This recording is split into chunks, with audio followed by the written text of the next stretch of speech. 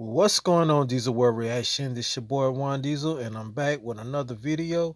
This one's called The Great Depression 5-minute history lesson. Before we get started, subscribe to the channel, hit that notification, hit that thumbs up. Let's get into it. In the world of finance, we are often quick to forget the tragedies of the past, yet valuable lessons are to be had by exploring their causes and effects. After all, in a world of ever-changing rules, products, and services, history is the one constant that can guide us through the ambiguity. So let's take a 5-minute history lesson on today's Plain Bagel. The year is 1918, and after 4 years of conflict, the First World War is finally over.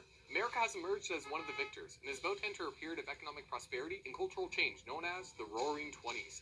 Things start off pretty strongly as the post-war economy is seeing a boost. Troops are back from the war, delayed projects are springing up again, and hey, more women are entering the workforce, meaning that more people have a salary to spend, and companies are looking for a piece of the money pie. So in 1920, we see our first radio advertisement, and it seems to be working. Recent inventions like the vacuum cleaner and the electric washing machine are becoming hot commodities. And hey, since things are looking pretty good, the banks are giving out loans to everybody, meaning that even more people can buy the latest and greatest gadgets. Before you know it, everyone's getting a car too, Henry Ford's T-model to be exact, and with it, life is becoming a lot easier. Now you can do the Charleston across town and be home for your evening smoke. All of this is making companies very rich, and the average American is making good money themselves. In fact, people are starting to look for things to do with their newfound wealth. Buy another laundry machine? Nah. A new car? Don't need it. Oh, wait, what about investing? Yeah, that's it. After all, why be rich when you can be more rich? So the stock market becomes a pretty popular practice, and with so many people buying, investors are finding it very easy to make money on stocks. Soon enough, everyone thinks they're 1920s Warren Buffett, and I mean everybody. Cooks, shoe shines, taxi drivers, you name it, everyone is trading like a Wall Street tycoon, pouring their life savings into whatever security is hot that day. In fact, there's so much money to be made, people are taking out loans to invest even more, and banks are happily collecting the interest. By the way, those same banks are looking to invest more money too, and soon enough they begin borrowing money from customer bank accounts to buy stocks. But since things are looking up, no one's noticing, and overall things are going pretty well in America, financially anyway, and as we experience flapper culture, prohibition, and the rise of jazz music, people are making good money on the markets. By 1929, America's total wealth has doubled, and investments are up 218% since 1922. In fact, stocks are rising so fast, companies are having a hard time keeping up and justifying their stock price. Wait, that's not good. And hold on, production actually seems to be slowing down. Henry's not making as many T models, and people aren't buying as many things. It looks like companies may have overestimated their growth, and now wages are falling. And all that easy to access debt? Well, people have taken out quite a bit, and interest rates are starting to rise. But wait a minute, the stock market is still up. That doesn't seem right. Even though the economy is looking worse for wear under the hood, investors are more or less ignoring these problems and buying and selling as if everything were exceptional.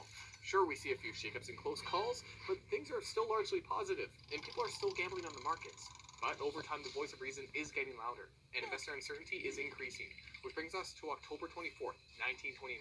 Black Thursday, as it's called, the theorized start of the Great Depression. Investors have been royally spooked, with headlines reading, "Prices of stocks crashing, heavy liquidation." And when markets open, they start to sell. And I mean sell. 12.9 million shares to be exact. A new record. And at opening bell, things fall 11%. People are selling so much that price takers can't keep up with the volume. So people don't even know what their selling price is. And all this selling is dragging the stock market down, erasing large chunks of America's wealth. And things are about to get worse. While markets recovered later that day, come Black Tuesday, it's an outright panic. The Dow Jones falls 12%. And that record we set last Thursday, yeah, we just broke it again.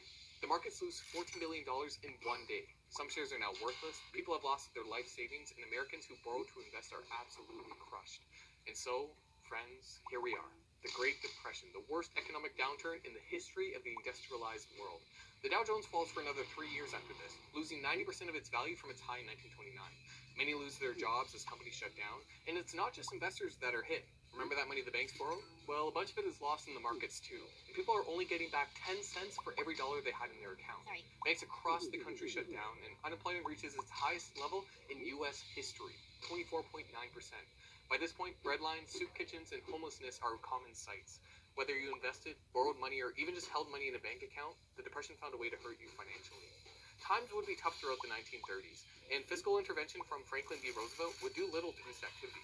In fact, it wouldn't be until the rise of the Third Reich in Germany that we would see an end to the crisis. You see, the Great Depression wasn't just felt in America. Rather, with recent globalization, its effects were felt around the world. And in the darkness, we saw the rise of Hitler, who used the despair of the German people as a rallying call, ultimately leading to the creation of the Nazi Party and the start of the Second World War in 1939. The war created jobs in America, ironically ending one tragedy with the start of another. Experts can't agree on why the Great Depression was as bad as it was, but there were valuable takeaways from the hardship. It demonstrated just how powerful the greed and, alternatively, the fear of the markets can be when they get out of control, while demonstrating the destructive potential of speculation and debt. Laws would later be introduced to safeguard financial institutions and deposits, and during his time in office, Franklin D. Roosevelt would introduce the Federal Deposit Insurance Corporation and the Securities Exchange Commission, institutions targeted at protecting the wealth of Americans that still exist to this day. Few are left who remember the hardships of the Depression, but we'd be foolish to forget the lessons it provided. After all, fear, greed, and speculation are far from dead.